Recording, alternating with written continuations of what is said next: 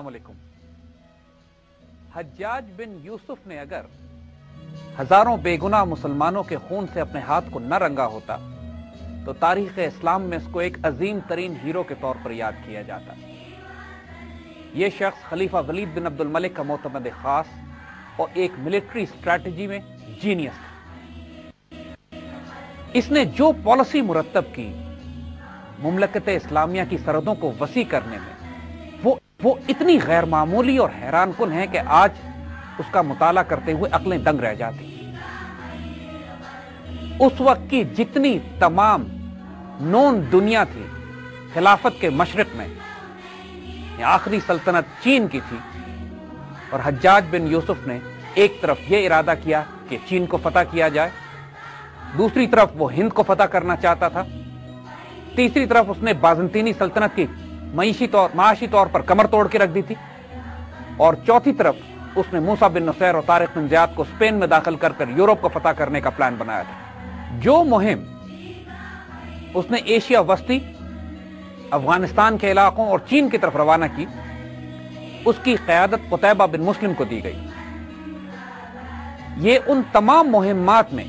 جو اس سے پہلے حجاج نے روانہ کی تھی اسپین کی طرف یا ہند کی طرف،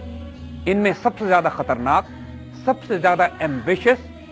اور انتہائی دور رس نتائج کی حامل ملٹری کیمپین تھی۔ جو مشن آبجیکٹو قتیبہ کو دیا گیا وہ بذات خود ایک انتہائی غیر معمولی تھا،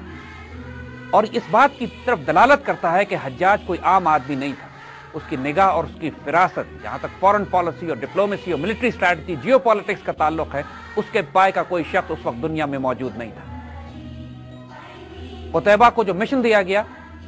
اس میں ایک ڈیوٹی یہ تھی کہ افغانستان کے علاقوں کو، اس وقت وہ افغانستان نہیں تھا لیکن یہ علاقے جو آج افغانستان بنتے ہیں، ان علاقوں کو فتح کیا جائے اور ہندوستان میں داخلے کا ایک شمالی راستہ تلاش کیا جائے،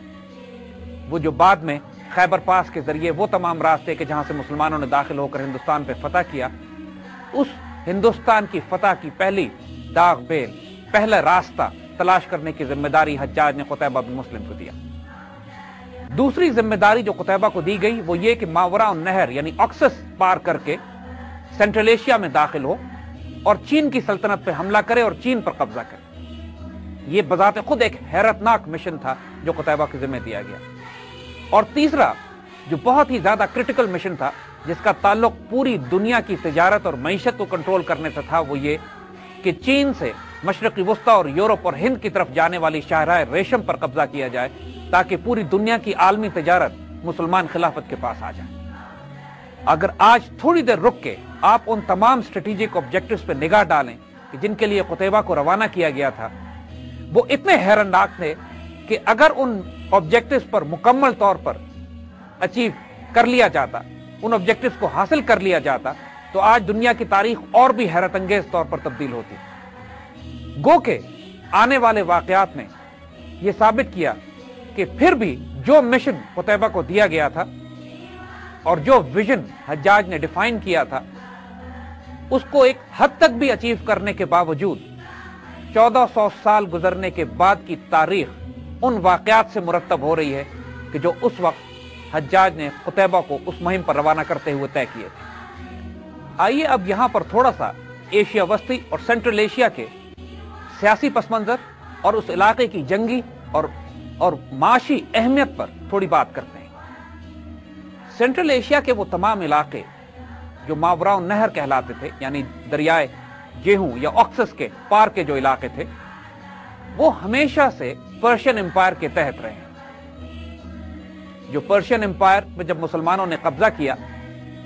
تو یہ علاقے فی الحال یہاں تک جب مسلمان نہیں پہنچے تھے تو یہ علاقے کچھ آزاد سے ہو گئے۔ پرشین امپائر کی سلطنت چینی حکومت سے ملتی تھی کہ جو سینٹرل ایشیا میں دونوں سلطنتیں آپس میں ٹکراتی تھیں، مگر سینٹرل ایشیا کے یہ راستے تجارتی راستے ہونے کی وجہ سے، چونکہ پرانے سلک روٹ پر تھے، ان پر رشیا کی طرف سے بھی جنگجو اور حملہ آور قبیلے حملہ کرتے تھے اور کوشش کرتے تھے کہ ان علاقوں پر بھی قبضہ کیا جا سکے۔ بڑے بڑے شہر سمرقند، بخارا، تاشقند، جن کے آج بھی ہم نام سنتے ہیں، سلک روٹ کے دور میں بھی اس وقت جب زمانے میں یہ کیمپینز کی جا رہی تھی تقریباً 711 عیسوی میں، اس وقت بھی یہ بڑے امیر اور جدید ترین شہر تصور کیے جاتے تھے۔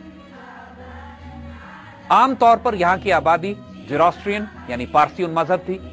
بہت سارے بدھ بھی رہا کرتے تھے، یہودیوں اور عیسائیوں کی بھی ایک تعداد آباد تھی۔ چونکہ فارسی حکمران یا پرشین امپائر کے تحت یہ علاقہ آیا کرتا تھا، لہذا پرشین یہاں پر خاصی بولی جاتی تھی۔ آج بھی اگر آپ نوٹ کریں تو افغانستان میں بھی فارسی بولی جاتی ہے اور تاجکستان میں بھی فارسی ہے، اور ایشیا وسطی کے خاصے علاقوں میں ابھی تک فارسی زبان رائج ہے۔ یہ اسی پرشین امپائر کے تحت ہونے کا اثر ہے کہ جو کئی ہزار سال سے یہ علاقے اس سلطنت کے تحت رہے، اور اس کے ہٹنے کے باوجود بھی انہوں نے اپنا پرشین کیریکٹر مینٹین رکھا۔ پرشین امپائر کے بارے میں ایک بڑی دلچسپ بات یہ کہ پرشینز مسلمان تو ہو گئے، ایرانی اور یہ تمام علاقے جو ایرانی حکومت کے تحت تھے، پرشین امپائر کے تحت تھے، انہوں نے اسلام تو قبول کیا، لیکن یہ عرب نہیں ہوئے۔ انہوں نے اپنا ڈسٹنکٹ پرشین کلچر، اپنی لینگویج، اپنی زبان، اپنی ثقافت، اپنی تہذیب و تمدن جو بنیادی طور پر ایرانی تہذیب تھی یا ایشیا وسطی سے اس کا تعلق اور واسطہ تھا، اس کو اپنی جگہ قائم رکھا، اور آج بھی یہ اثرات